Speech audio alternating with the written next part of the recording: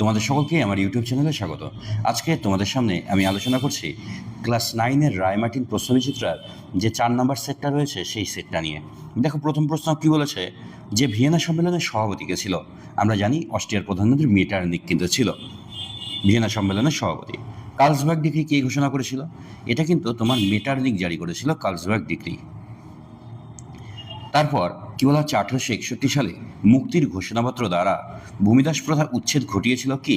আমরা জানি দ্বিতীয় আলেকজান্ডার, যার দ্বিতীয় আলেকজান্ডার অর্থাৎ রাশিয়াতে কিন্তু হয়েছিল। শিল্প বিপ্লব কথাটা প্রথম ব্যবহার করেন, এটা কিন্তু লুই ব্লাঙ্ক।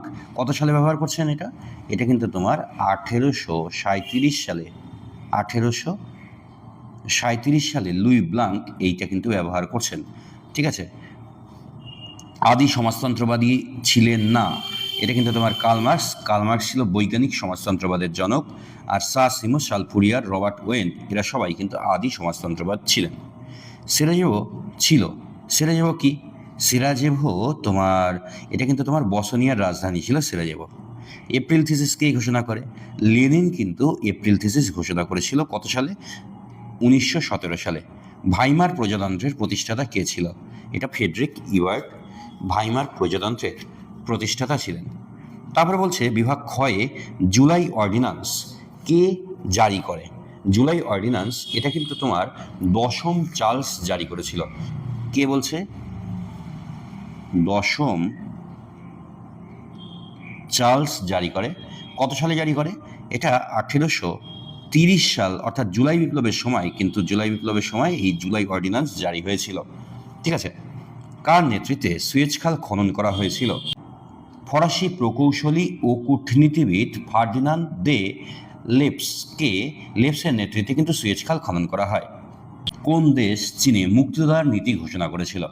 এটা কিন্তু তোমার মার্কিন যুক্তরাষ্ট্র হবে। ঠিক আছে।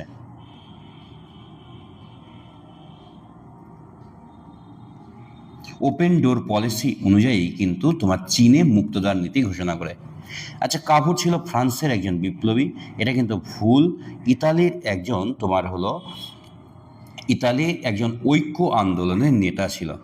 স্পিনিং জেনি আবিষ্কার করেন জেমস হারগিবস আবিষ্কার করেছিল, এটা কিন্তু তোমার সত্য। 1929 সালে মহামন্দা তো হয়। মহামন্দা কিন্তু জার্মানিতে শুরু হয়নি, মহামন্দা শুরু হয়েছিল তোমার আমেরিকায় ওয়াল স্ট্রিট পতনের মধ্যে দিয়ে। তাহলে আমার এটা কিন্তু ভুল হচ্ছে। আচ্ছা, বিবৃতি বলছে যে শিল্প বিপ্লব সর্বপ্রথম ইংল্যান্ডে হয়েছিল। এটা কি হবে বলতো? কেন? এই ব্যাখ্যা দুইটা হবে। ইংল্যান্ড শিল্পের জন্য প্রয়োজনীয় মূলধন, শ্রমিক, কাঁচামাল প্রভৃতির যোগান পেয়ে থাকে এই কারণে। তারপরের বিবৃতি কি বলা হয়েছে? 1929 সালে জাতিসংঘ প্রতিষ্ঠা হয়েছিল। আচ্ছা, এই জাতিসংঘ প্রতিষ্ঠা হলো কেন? কারণ বিশ্বশান্তি প্রতিষ্ঠার জন্য। আর বিভাগ গয়ের যেটা আমি তো বলেই দিয়েছি আগেই, যে এগুলো কিন্তু প্রত্যেকটাই একটা আলাদাভাবে ভিডিও বানিয়ে তোমাদেরকে কিন্তু দিয়ে দেবো।